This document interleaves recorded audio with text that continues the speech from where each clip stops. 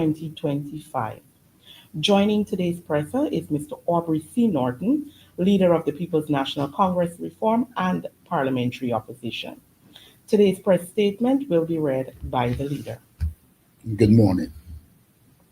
We call for a full investigation into the president's role in the Lamborghini tax evasion scandal and the extent to which he generally undermines GRA's efforts at tax collection.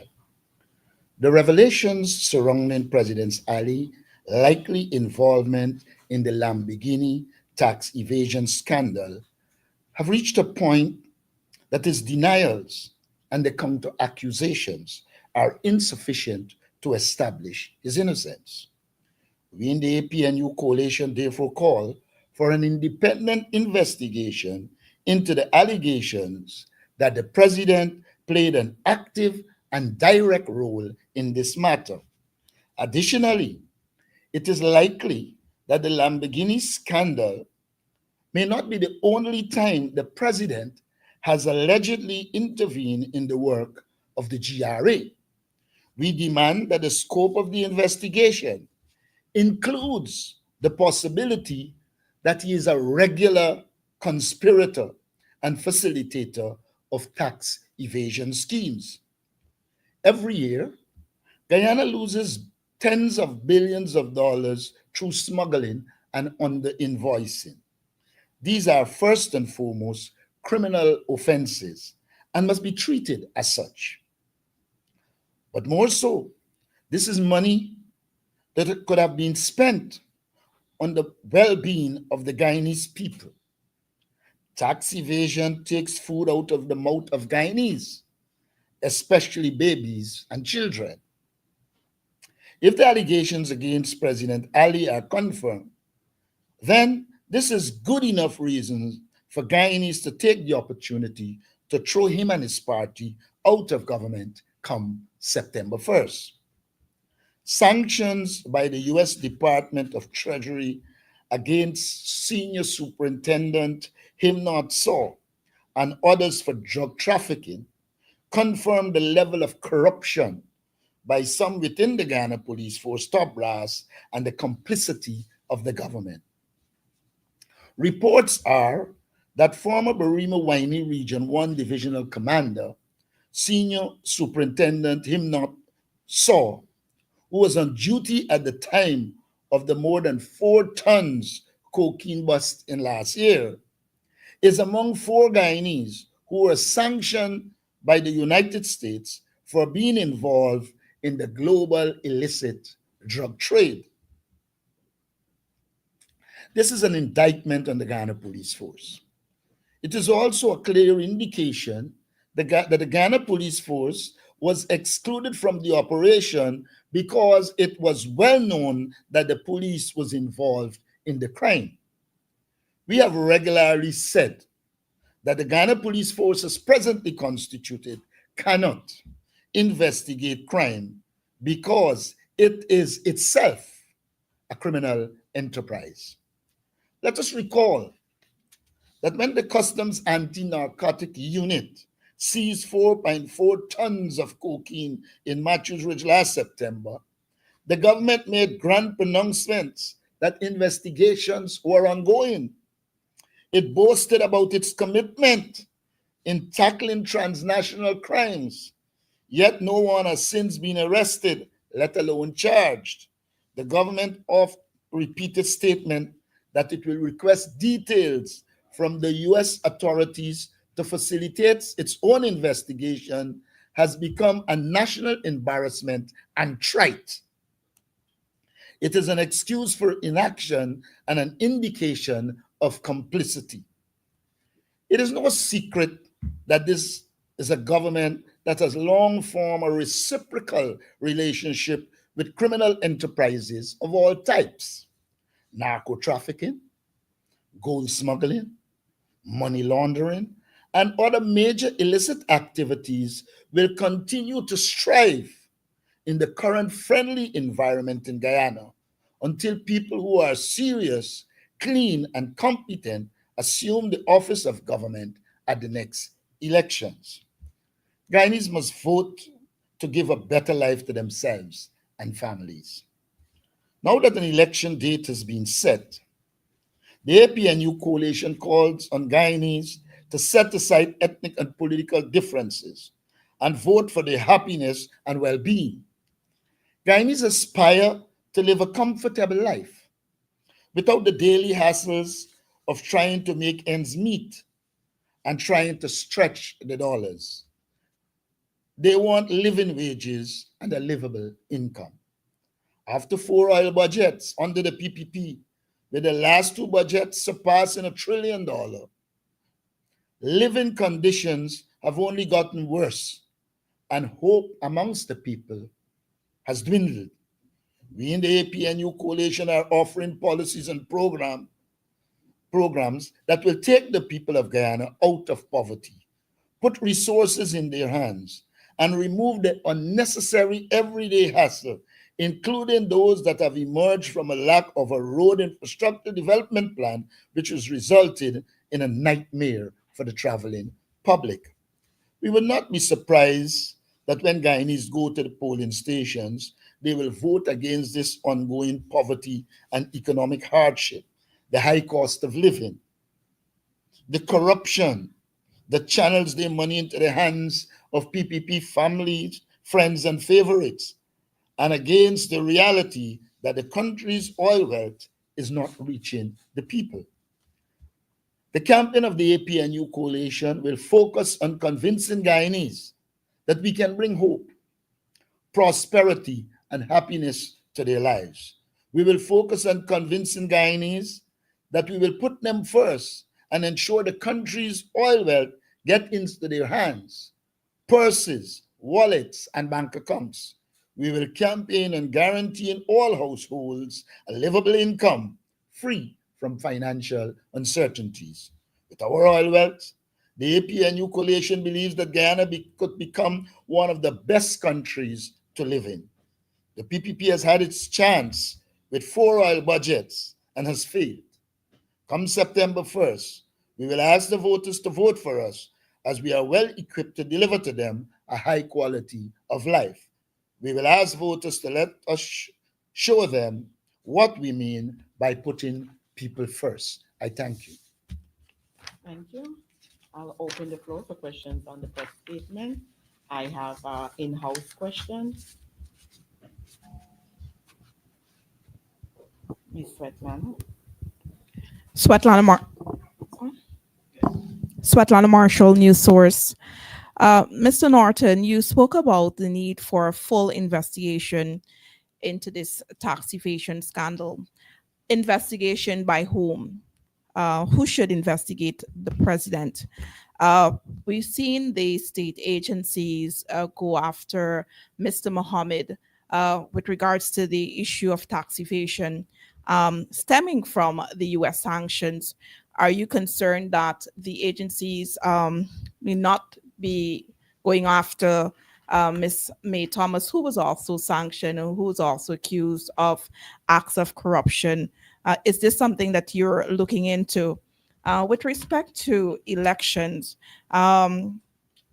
there's an opinion that your party may be in a state of disintegration. Could you respond to that?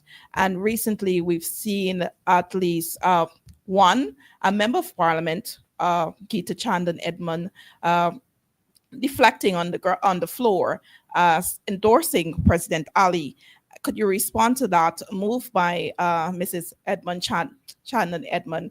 And also, we've seen endorsement coming from the regional chairman, your largest block, Region 4, as well as the vice chairman. What this means for the party, its impact? Let me begin with the first one. Who will investigate? We believe that a proper international investigation should be conducted.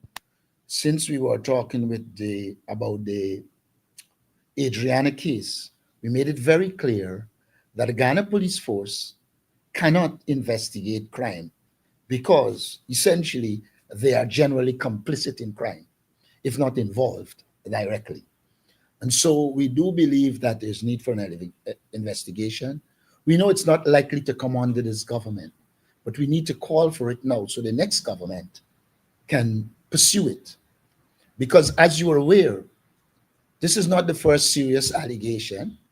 Remember that a journalist had Jagdeo stammering as he speaks about Sue because he was caught. And as I said, I want to make this clear. I noted in yesterday's press conference, Barry Jagdeo was saying, we are friends. I do not engage Barry Jagdeo. I do not want to be friends with a corrupt cabal. I do not want to be friends with any group that is considered to be complicit in drug trafficking and crime, trafficking in persons. So there is little or no scope whatsoever for me to be a friend of Barry Jagdeo. In fact, I consider him to be one of the key persons contributing to the destruction of Guyana, the destruction of the very fabric of our society. So this attempt to suggest we are friends is garbage. I do not engage Barry Jagdeo. I have no intention of engaging him. I see him as part of the criminal PPP cabal. Now, go after Mohammed. We see, I have seen those agencies go after Mohammed. I hold no brief for Mohammed. I believe anybody who violates the law should face the full force of the law. My problem with what the government is doing is that it is clear that they facilitated what happened, and now they are seeking to distance themselves when the United States would have sanctioned Mohammed. And so for me, it is hypocrisy. And I am well aware that the government controls a lot of these institutions. And therefore, they are not allowed to operate the way they should in a democratic society. Clearly, there is total common control and domination of many of the state institutions that should be independent. And so I reason that they have instructed those agencies to go after Mohammed because they would have no fallout. But the country knows they were good friends. The country knows they were in bed together. And it's like when a man and a woman fall out, you got to be very careful because they say old firewood, easy for catch. May Thomas. The May Thomas issue is a clear indication that the government protects its operatives in crime and only act if they are compelled to do so by the international community. So I do not anticipate that the government will go after May Thomas, just as how they obviously had the information that and didn't go after him not so. Because, like I've said many times before, you have a situation where the government itself is complicit in these crimes, and therefore they cannot go after anybody because they will be implicating themselves.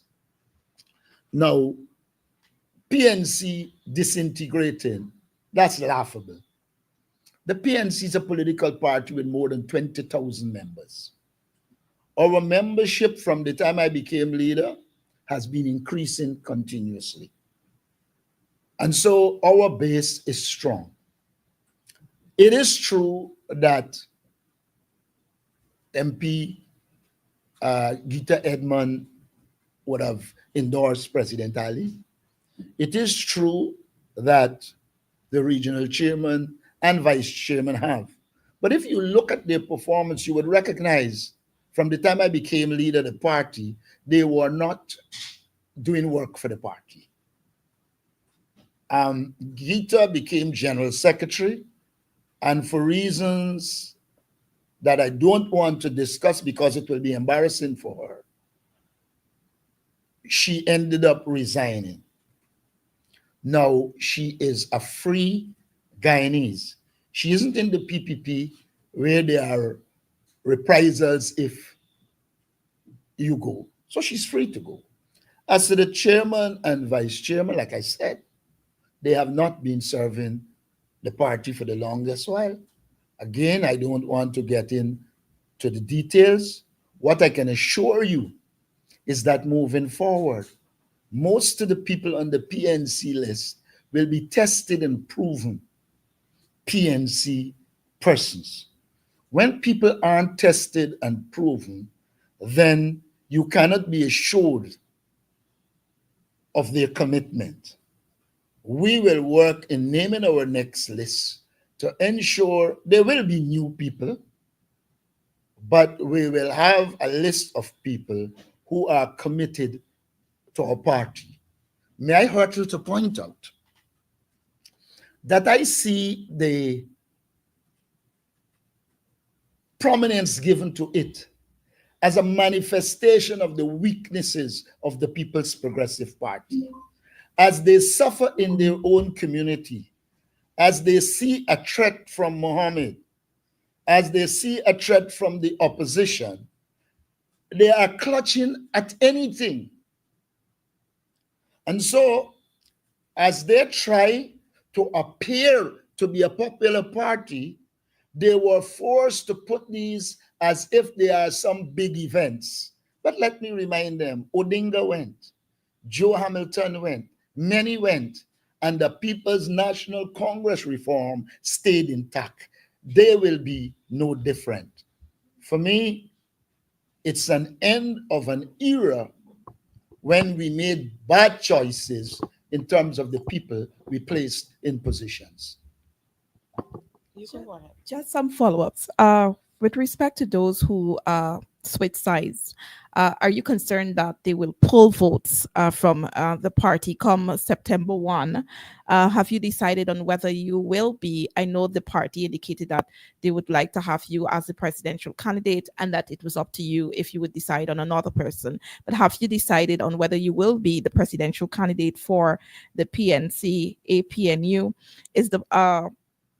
Is there a prime ministerial candidate that is under consideration? And if so, who? And is the party in talks? We've taken note of PNC/APNU joining partnership with WPA. Is the party still open to conversations or dialogue about few other partnerships with other parties? And you spoke about the PPP threatened by the Mohammeds and the opposition. Does the APNU feel threatened by the Mohammeds? Now,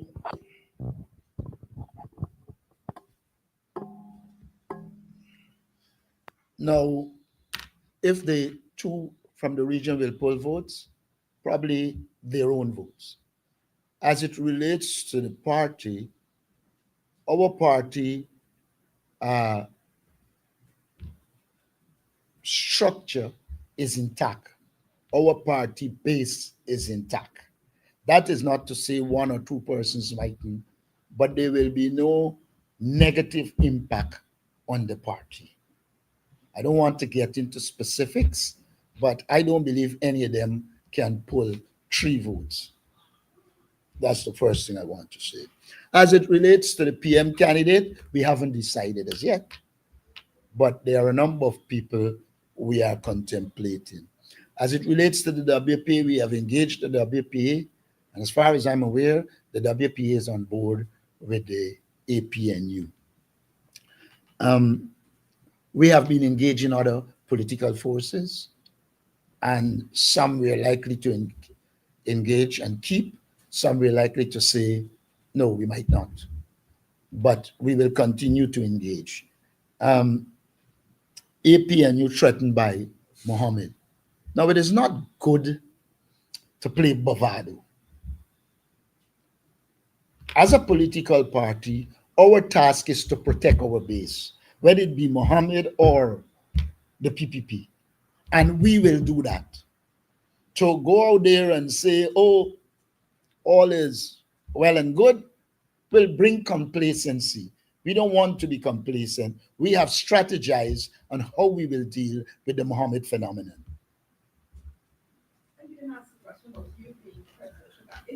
So far, yes.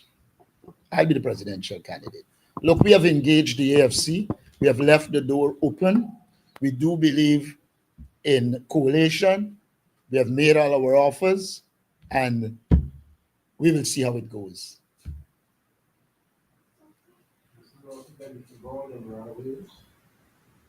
Sir, going back to the matter of Ms. Gita Chandler Edmond, notably she had supported the 2025 national budget in the debate. My question then to you is why didn't you write the representative of the list requesting that she be recalled and replaced so as to avoid what happened at the last sitting? And secondly, with respect to the Region 4 Vice Chairman, he was someone for whom you had played a major role in taking up that position instead of the AFC. Do you now regret that decision? Now, there's no place for regretting decision in political life.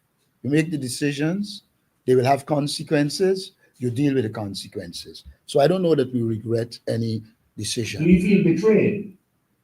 I think that question should be asked to them rather than to me. If But they, you were the man who touted for him. You went there and ensured that he was voted in today. I did not tout it for anybody. If you understand how a political party operates, when the elections were over, the political parties discuss who will they make chairman and vice chair. They then send a representative. For instance, I was Region 4. Carol was Region 7. There were other people in other regions. And you leave with a decision of the party. And having had the decision of the party, my task was to go there and ensure the election is done and the party's nominees become the chair and vice chair. I think I have fulfilled that role honorably. Before I go on, Mr. Norton, just a clarification on that point. Wasn't there an agreement with the AFC that they will occupy the vice chairmanship, and it was you who went there and ensured that that did not happen? I will say this to you. I knew of no such agreement. The last thing I did before I would have left, because there was rumors about the agreement, asked if there was such agreement. I was told no, and I proceeded to do what the party asked me to do. I have been a loyal party member since 1972.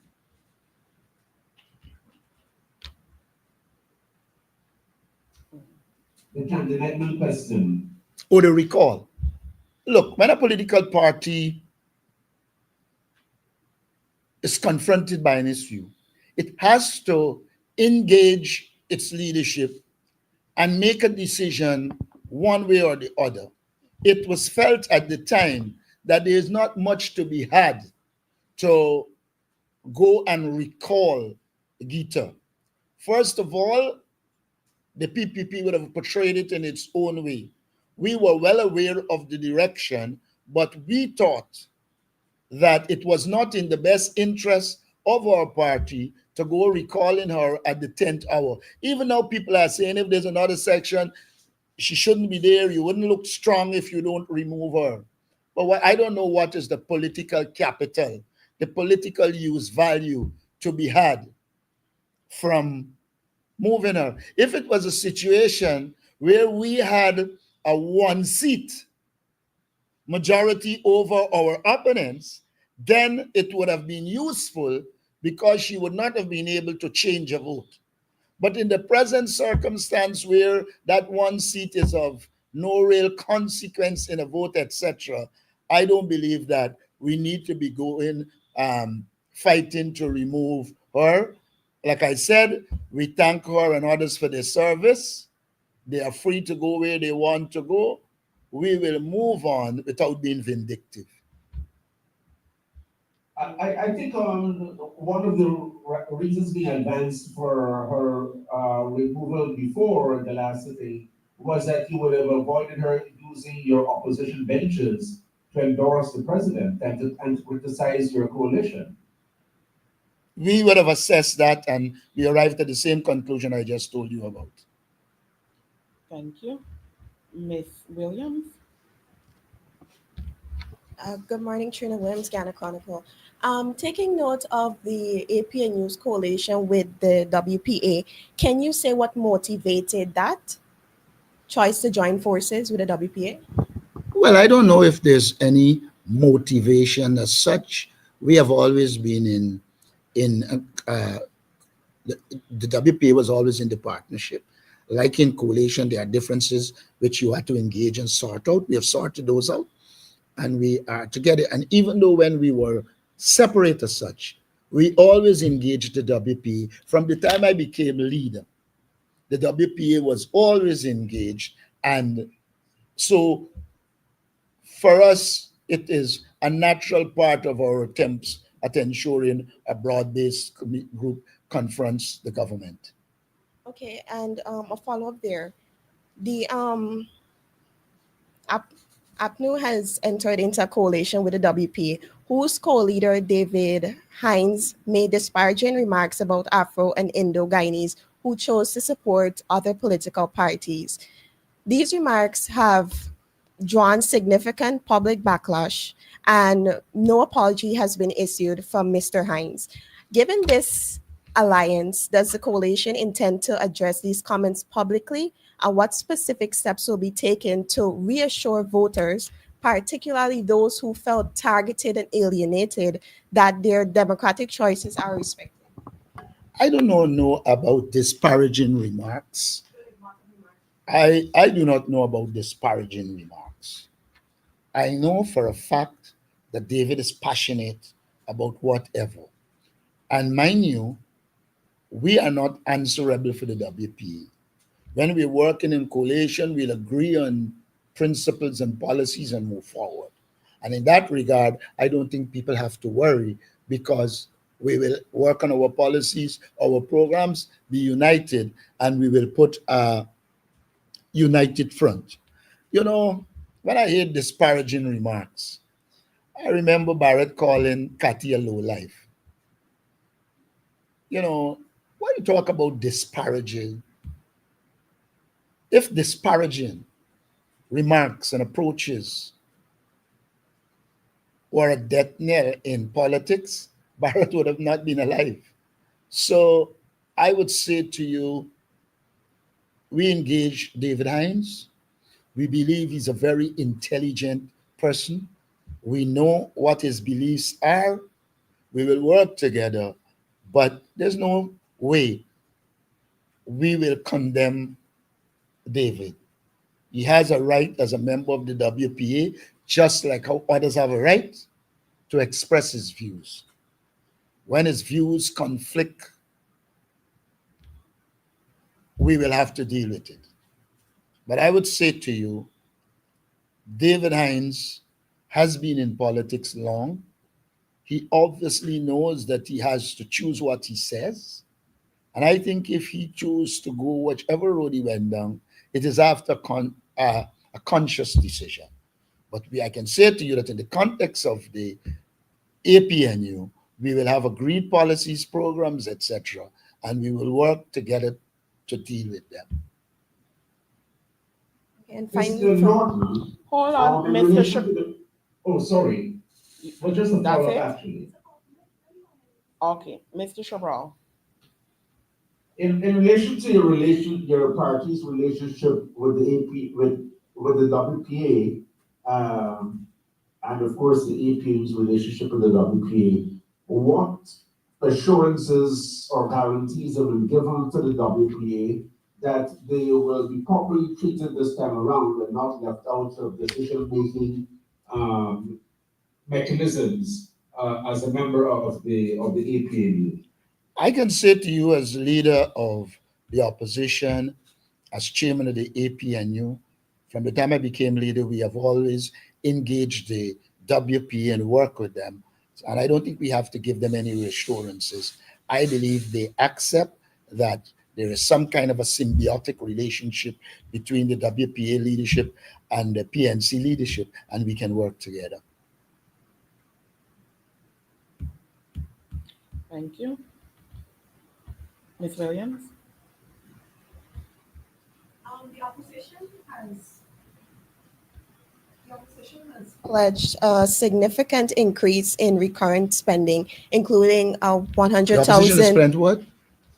a significant increase in recurrent spending. I'm talking about the promise of the 100,000 monthly old age pension, electricity subsidies, etc. How does the APNU WPA coalition plan to sustainably finance critical capital projects in infrastructure, healthcare, and other essential sectors? What specific budget allocations or funding mechanisms have the coalition outlined for these areas? And can you guarantee that development will not be compromised by these high recurring expenditures? Let me start by saying this to you. We have done the work. A road that the PPP says is $90 million is generally $50 million. So unfortunately, every one of those key projects, you're going to save millions of dollars by cutting PPP corruption. Now, we have never said that we wouldn't do infrastructure. What we said is that, one, because of family, friends, and favorites, a lot of money goes to waste. The second point we have made is that the government blows up the infrastructure budget so that they could thief. To put it in simple language, we believe cutting back that will help. We will have more meaningful infrastructure projects than what the government has. You know, when you look at the stupidity of the government, and I'm saying this because I said it before they were dealing with the Heroes Highway. We had said then that they should have done the road from from Soesdijk to Mahika. And then you do cutoffs. So what would happen is that all who did not need to come into Georgetown will head to wherever they're going and cut off. They proceeded to do what they're doing, and then they now move the point where we had put the bridge from over the river. Now, those people are going to end up on the Heroes Highway, creating more confusion. I've long said that what they were doing will make Sheriff Street congested. I don't have to give any facts anymore. Everybody that travels the road knows that all they have done is throw some traffic from the East Bank onto the Heroes Highway. So you now have 2 points of congestion. And then you're going to now bring the bridge there. So you didn't deal with the major issues of ensuring that your infrastructure contribute to smooth flow of traffic and to bring an ease to the congestion. Ejil, as an architect of confusion, is increasing congestion in the city. And so as we relook at, we had said this government travels, and they would have seen a lot of high-rise roads so that you don't have to stop at Mocha, stop at Eccles and create congestion. We need to take infrastructure to another level, and that is what the APNU will do in government. We believe that roads must not just be constructed. They must be constructed to facilitate the flow of traffic and improve the quality of life of the people, ensure business can be done properly by reducing congestion. The PPP has shown that they can put money into infrastructure for corrupt practices, but not in terms of relieving the problems the people have in terms of construction. You know what you see at West Demerara? They built that Schoonard to Crane Road. It was supposed to take off traffic. It is done so bad that people now prefer to go through the same old road. What you are seeing is a manifestation of the incompetence of the People's Progressive Party. They have no infrastructural development plan. It has to be the epitome of asininity, its highest point.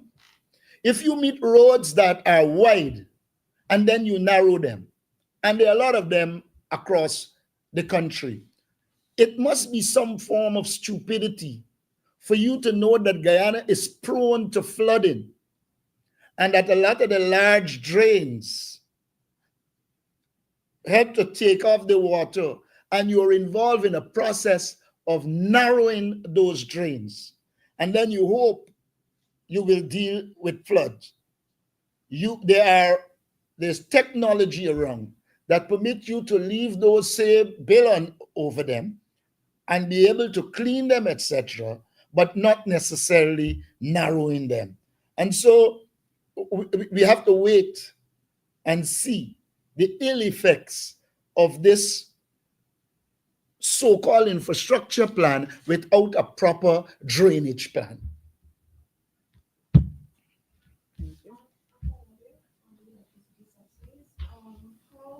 does the coalition intend to deliver on its commitment of providing electricity subsidies after removing those very subsidies from during 2015 to 2020? I don't know what subsidies we removed. You're making the assumption that the PPP had subsidies. They had none. GPL was bankrupt when we took it over. GPL ended up, by the time it went back to the People's Progressive Party, it was in the black, not in the red. It is back in the red. Now let's address the question of subsidies. There are many areas in the last 3 budgets that you can reallocate resources to give Guyanese the $10,000 electricity subsidy and the $5,000 water subsidy. We have to look at it from the standpoint of giving our people a better life. And we who will manage the economy will manage the economy in such a way that the resources will be allocated for these programs, because we do believe the most important resource to develop is the human resource. And so we will rectify the imbalance between infrastructure and current in a way that allows us to deliver. And let me give you evidence it could be delivered. Throughout our, at least the 4 years since I am leader of the opposition, or the 3 years, we have been calling for a cash transfer to the people. Barrett Jackdaw said it isn't financially viable. Oh, Norton doesn't know anything about economics, yet he proceeds to do the same thing. The only difference with what we would have done and what they did is our own would have run smooth and their own was a confusion center. So the very things that they are following, don't forget, this government follows us. We said we were going to bring free education to the University of Guyana and that we were going to write off the loans. They talk about bringing free education, but they ain't writing off the loans. We believe in putting resources in the hands of the people. And so you will find a government that is people-centered, that will put resources in the hands of the people. And I dare say to you, with oil money coming in, I believe without borrowing as much as the PPP, we can develop Guyana and put resources in the hands of the people. Why is it we cannot finance, as Barrett said, we cannot finance rent to own? We can finance a rent to own system. We can get large companies and small companies to build houses for people. We put those people in the houses. They pay a rent until it covers the cost of the house, and the house will become theirs. And we're saying to the young people in this country, the APNU is offering you a pathway to a house without the burden of going to the bank and having to put what percentage of your salary, etc. Our people-centered development strategy is aimed at giving the people of Guyana a better life, and we will manage the economy in such a way that we can deliver a better life. I don't want to be, I'm not here attacking Exxon, but let's ask the question, why if Exxon could get tax-free treatment, we cannot give similar treatment and put resources in the hands of the people of Guyana? We accept that Exxon is playing an important role, but we're saying that the people of Guyana deserve better and we will deliver better. Thank you. The floor is still open for questions on the press statement. You'll just state your name and media house. Thank you.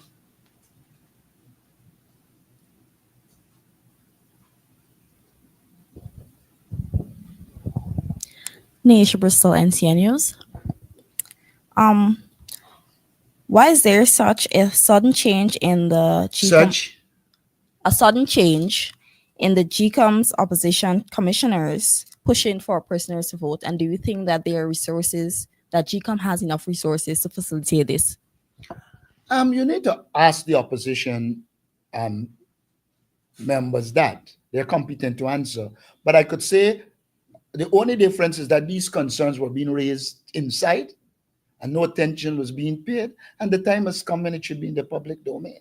And I believe the opposition members of parliament, members of the Guyana Election Commission are competent and know what they're doing, and they're handling it in the way that it should be handled. Thank you. Just one question. Ms. Norton, you said that the party's considering several persons for the position and the prime ministerial post. Would you be open to disclosing maybe who are some of the persons that are under consideration? No, my dear. I have always said negotiations aren't complete until everything is agreed. And I wouldn't venture to say these are the persons being considered. Well, what is the party looking for in a prime ministerial candidate? What are some of the qualities the person must have? There are a number of qualities. We want to bring diversity to the team. That is one. We want to have someone who is competent intellectually, as well as prepared to be on the ground and do work. You know, there are a lot of people who can be intellectual, but they're high up in the world and don't want to touch the ground. We want one that is prepared to touch the ground, is one that is prepared to do work with the people, one that has the intellectual capacity, like I would have said, and one that buys in to the vision we have for Guyana. Those are some of the qualities. We believe that whoever is a prime ministerial candidate must be one who serves the people and not serve themselves. Mr. Norton, just to follow up, is that person expected to come from within the PNC? You know, I like the algebra. There are certain things you let be X. And he who has the mathematical skill works it out. So my question still remains, is the person going to come from within the PNC? Up until now, it is still X. We haven't worked out where the person will come from. We give some broad parameters on whoever fits it. From wherever they come, they will be there. Thank you. My final question. Going back to the defections from your party and the opposition, are you worried though that despite the fact that notwithstanding what you previously said, that from a psychological perspective, that this can have an impact on your party? There is no doubt that things that happen will have psychological impact. The question becomes whether we as a political party have the capacity to deal with whatever psychological effects. We have been dealing with that internally. At this stage, we are just focusing on the task ahead, staying focused, doing our groundwork, and reassuring our supporters that we will beat the People's Progressive Party in the upcoming elections. Final two questions. Feel free, my dear. GCOM, the work plan, are you satisfied with the timelines that they've released thus far? Do you think that the parties have sufficient time, your party has sufficient time to prep for the general and regional elections?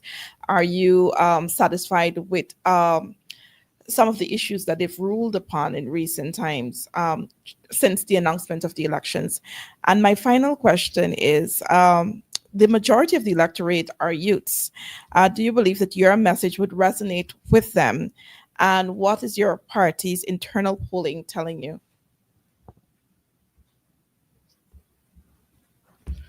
Now, let me start with GCOM timelines. We have been in election preparation mode for the last 3 years. Anybody who watched her would have seen that we were doing our work. We had already prepared our short list of candidates. We knew that we had to get signatures, so we were doing our work to get signatures. And so we are well on target. The timeline wouldn't affect us. But what we'll say about the timeline is that the government, again, has shown it cannot be trusted. It has narrowed the timelines. I assume with the aim of getting rid of the small parties. I believe that is the objective. I don't think they believe we wouldn't be ready. They know we will be. They know we're an experienced political party. I think in their obsession with certain political actors, they decided that some of them were new and we can give them no time with the hope of forcing them out of the election. It is the normal wickedness of the People's Progressive Party. So,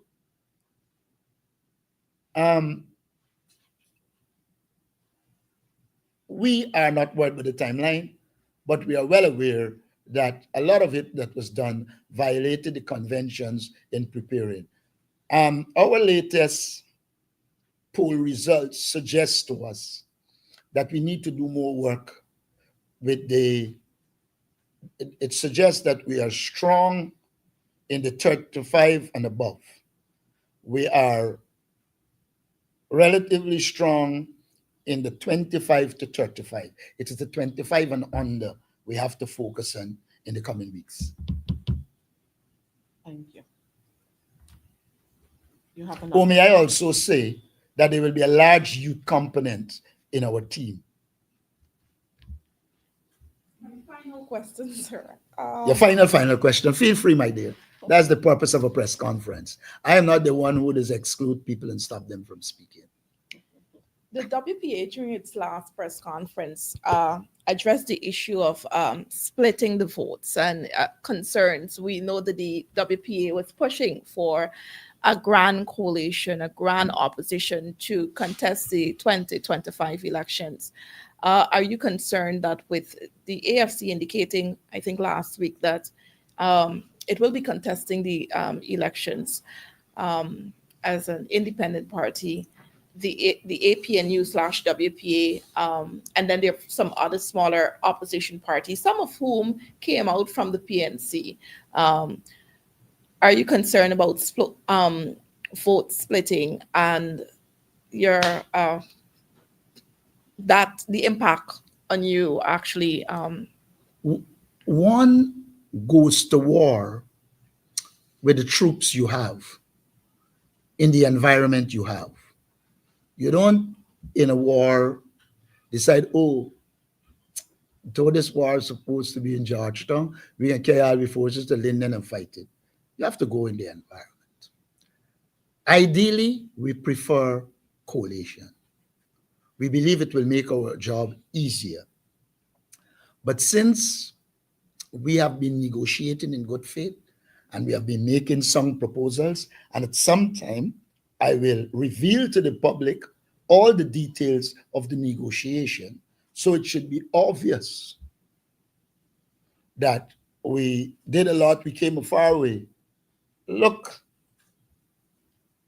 the AFC started by demanding 55% and we 45. We have been negotiating and narrowing the gap. We will do everything to get coalition. But at the same time, we are preparing for if we do not. And we do believe if we do not, there are some elements we have to put in place to deal with the fact that there isn't a coalition. But we believe we can mobilize the people that are needed to win an election. Thank you. Mr. Norton, Feel on the free. question of coalition, now that Mr. Mohammed has declared his intent to run for the presidency, would you be willing to absorb into the APNU firstly? And secondly, if that does not happen, would you, in a situation where there is a plurality in the National Assembly, be willing to seek or accept the support for the passage of bills in the budget? All right, let me start by absorbing Mohammed. I mean, it sounds so chemical-like. Eh? The reality is Mohammed has already said that he's not going to coalesce with the APNU nor the AFC. And we will merely live with that reality. As it relates to what happens after, politics is too fluid and dynamic a thing for me to tell you what we can do after the elections, before the elections. Thank you. But do you think that the fact that he's sanctioned by the United States provides you with a stumbling block or not? Why do I want to get into an issue in which, for me, it has nothing to do with us? I do not know. I know he has been sanctioned, and that's a fact. It's also a fact that our Constitution provides an opportunity for him to run. I am in no position to deal with that. If he decides to run, it's his decision. He will know the consequences. We will know the consequences. We will make our decisions. But I'm not prepared here to sit down and to move into the realm of the unknown as if I have a microscope that can tell me the details of the future. Thank you. No, it's not a matter of the future. The fact that he's sanctioned, was that going to be a stumbling block in terms of your party, your parliamentarians, and so on, dealing with someone who has been sanctioned by the United States? I would say to you, I heard the American ambassador said that somebody wasn't sanctioned because they spoke with Mohammed. I'll be guided. All right. Thank you so much. At this time, I will leave the floor for one more question. I see the hands of Mr. Kamal.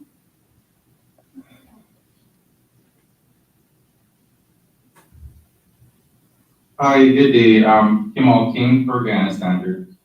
Mr. Norton, I noted that when the APNU announced its decision to coalesce with the WPA, despite the fact that the WPA was once a constituent of APNU under the name APNU, the new coalition is called APNU-WPA. I don't know how telling that name is, but does it suggest that the WPA would have greater prominence, authority, and or a portion in Parliament should you contest the election together? Okay. And before you answer, if the terms of your agreement to coalesce include some sort of numerical split, could you disclose what that would be? Now, let me start with the first question, which will answer the second. At no stage did we declare that we are running APNU WPA. I believe you would have seen a joint press statement in which we put APNU plus WPA. The WPA has agreed to run under the APNU. We believe that the APNU is an established brand, and we're not going to go fighting to use a new brand. So all of us will come under the APNU. If there has been a numerical split, whenever we reveal the agreement, we will make that known. Thank Thank you. you. All right, at this time, I want to thank our reporters for joining today's press conference, and of course, our viewing audience and all our social media platforms. Do have a wonderful afternoon and weekend.